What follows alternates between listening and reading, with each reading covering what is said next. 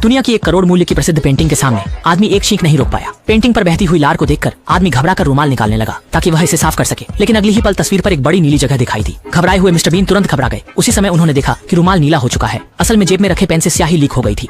शानदार की उसकी तनख्वाह केवल 3000 है। अगर किसी ने देखा तो इसे पूरी जिंदगी सिलाई मशीन चलाकर भी नहीं चुका पाएगा। इसलिए उसने तुरंत कमरे के स्टील के दरवाजे को बंद कर दिया। फिर कमीज निकालकर स्याही को साफ करने की कोशिश की, मगर जोर अधिक लग गया और चित्र को फ्रेम से बाहर निकाल दिया। घबराहट में उसने उस पर कई बार पैर भी रख दिया। पास की चीजों से दाग नहीं हटा तो उसने तय किया इसे किसी छिपी जगह पर जाकर स्थिति को सोचेगा। इसलिए उसने सफेद कपड़ा उठाकर तेल चित्र को कवर कर दिया और इसे खाने की गाड़ी के बताकर स्टाफ की नजरों के नीचे बाहर ले गया। जैसे ही वह इस बात पर खुश था कि पकड़ा नहीं गया, उसने अचानक कोने में असली खानपान की गाड़ी को देखा। उसकी नकली गाड़ी जल्द ही उजागर होने वाली थी। उसने तुरंत उस दृश्य से बाहर खिड़की की ओर देखा और जिज्ञासु खानपान सेवा देने वाले ने भी बाहर की ओर देखा। इस मौके का फायदा उठाते हुए हैंडबिन तुरंत उस आदमी की नजरों से हट गया। सौभाग्य से उसने जल्दी ही एक सफाई कक्ष खोज लिया। सफाई कक्ष में प्रवेश करते ही उसने तुरंत पेंटिंग को वाइस के साथ पकड़ लिया और फिर तुरंत अलमारी की तलाशी लेने लगा। सौभाग्य से उसने रंग पतला करने वाला एक बाल्टी पाया, इसलिए उसने जल्दी से उसे रुमाल पर डाल दिया। फिर धीरे धीरे धब्बे पर पहुंचने लगा। आश्चर्यजनक रूप से तेल चित्र पर नीले रंग की स्याही उसके हल्के पहुंचने से गायब हो गई।